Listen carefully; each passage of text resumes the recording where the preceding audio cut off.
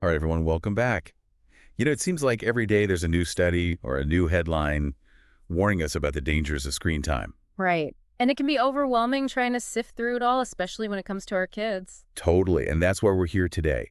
For this deep dive, we're going to cut through the noise and really get to the heart of what the research says about screen time's impact on children. We've got some great resources lined up, a mix of expert opinions and research studies that'll help us understand those real risks. The stuff we really need to be paying attention to. Exactly. So we're not just going to talk about those general concerns, but also give you some practical strategies for creating that healthy balance with screens. I think a lot of parents out there are looking for that kind of guidance. For sure. So let's dive right in. When we think about the downsides of all this digital immersion, especially for young minds, what are some of the most surprising things that the research has uncovered? Well, one of the biggest things that really struck me, and I think a lot of parents can relate to this, is the way that excessive screen time can actually manifest in these, behavioral changes. Oh, interesting. Yeah, like increased irritability or difficulty sleeping. Makes sense. Even like losing interest in activities they used to love. It's funny you should say that because I was just reading about a study where they found that kids who had more screen time Yeah, were actually less likely to engage in imaginative play. absolutely. And that imaginative play is so crucial for their development. Exactly. It's like their brains aren't getting that exercise that they need. Exactly. And, it's not just the mental and emotional stuff either. Right. The physical, too. Yeah, there's a growing body of research linking excessive screen time to things like headaches, eye strain, bad posture, Oh, for sure. even an increased risk of weight gain. And I think that's something a lot of parents are concerned about. Absolutely, because, kids are spending more time sitting in front of screens Yeah, and less time being physically active. exactly. So it's Yeah. like this kind of double whammy of not just, not getting the exercise, but also potentially, Yeah, consuming more unhealthy snacks and things while they're sitting there. exactly. And, another thing that's really important to keep in mind is that these impacts can look different depending on the age of the child. That's a really good point because, a toddler in front of a screen Right. is going to be a very different story from a teenager who's, Very different. on their phone all the time. Absolutely. So for those really young kids, under 5, Yeah. their brains are still developing so rapidly, and they need those real life face-to-face interactions to build language skills. Absolutely. Those are foundational Yeah, and social skills and emotional regulation. for sure. And that's something that you just can't get from a screen. Exactly. So, in those early years, it's really about minimizing screen time as much as possible. Right. And I've heard there are even some specific recommendations out there. There are, yeah, so the American Academy of Pediatrics, for example, recommends no more than an hour a day of screen time for kids under 5. And I think a lot of parents might hear that and think, wow, that's pretty strict. It can sound strict, but when you think about it, it's just an hour out of their whole day. Yeah. And there's so much other stuff they can be doing, playing, exploring, interacting with the world around them. Right. And it's not just about the quantity of that screen time. Right. It's also about the quality. Exactly. So instead of just plopping them in front of any old show, Yeah. it's about choosing things that are educational, Mm-hmm.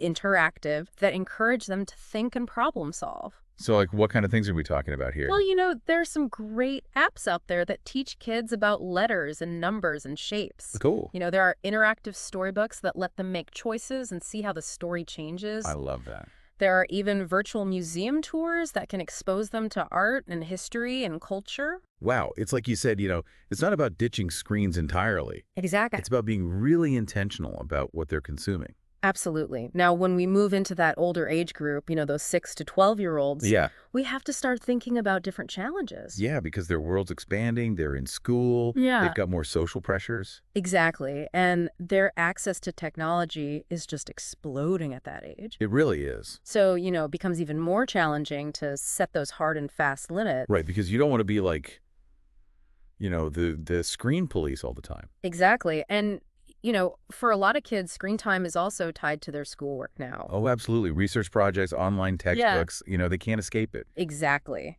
So instead of just focusing on the clock, Yeah. it's about shifting the focus to balance and setting healthy boundaries. So what does that look like in practice? Well, one thing that I really love is the idea of creating screen-free zones in the house.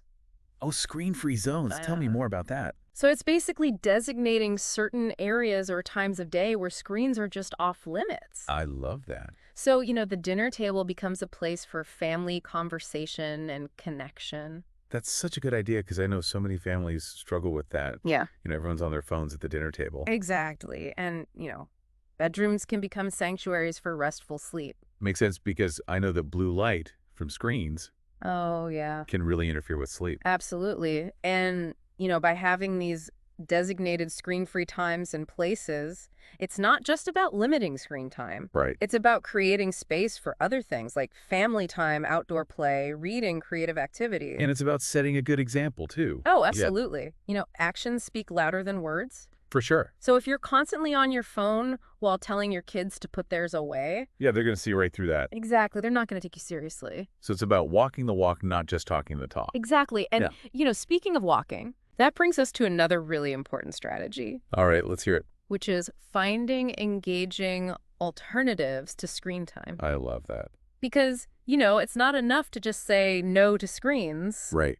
We have to give kids something else to say yes to. Exactly. And I think that's where a lot of parents get stuck. Yeah. They know they want to limit screen time, but they don't know what to do instead. Absolutely. So let's brainstorm some ideas. I'm ready. All right. So first and foremost, getting outside is huge. Yeah. Fresh air, sunshine, physical activity. All the good stuff. It does wonders for their physical and mental health. And there's so many ways to do it, going for a walk, riding bikes, hiking, playing at the park. Exactly. And, it doesn't have to be complicated. Yeah, just getting out there is half the battle. Exactly. And then there's the whole world of hobbies. Oh, yeah. Arts and crafts, sports music. Anything that gets them excited. Exactly. And, the beauty of hobbies is that they can really help kids develop those skills that we were talking about earlier. Oh, like focus and attention span. Exactly. Yeah. If a child is really into building Lego sets, for example, yeah, they're learning to follow instructions, problem solve, be patient. And it's keeping their minds engaged. Exactly. And then, of course, there's family time. Always important. Yeah, having those dedicated moments where you're putting away the screens and just connecting with each other. Yeah, playing board games, reading together, having conversations. Exactly. And, one thing that I've found really helpful with my own family is to actually schedule these activities into our week. Oh, that's a good idea. Yeah, just like we schedule appointments and errands. Makes it more likely to happen. Exactly, because it's so easy to let those moments slip away. It really is. Especially when everyone's busy. Okay, so we've talked about the importance of setting limits, creating screen-free zones, and finding engaging alternatives. Mm-hmm. But let's be real. Yeah. A lot of parents listening right now are probably thinking, okay, that all sounds great in theory, but what if my kid is already hooked on screens? That's a really common concern, and it's totally understandable. Yeah. Because it can feel like you're fighting an uphill battle. It really can. But the good news is that it's never too late to make changes. Okay, that's encouraging. And the first step is to remember that you're not alone. Yeah.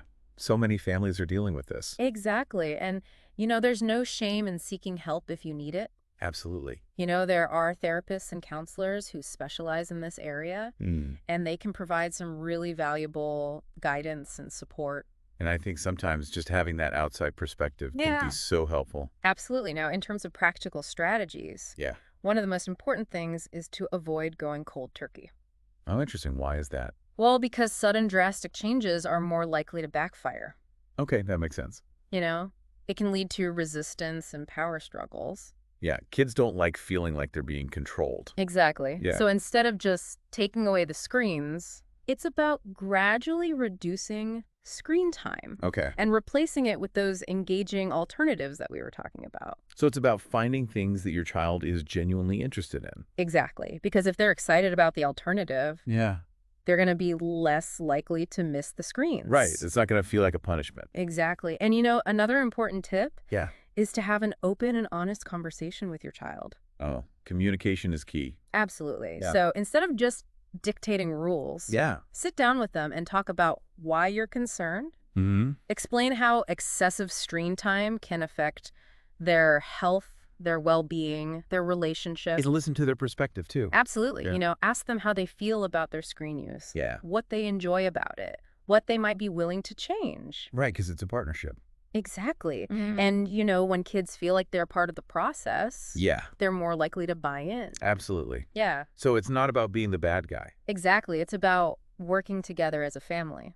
To find that healthy balance. Exactly. I love it.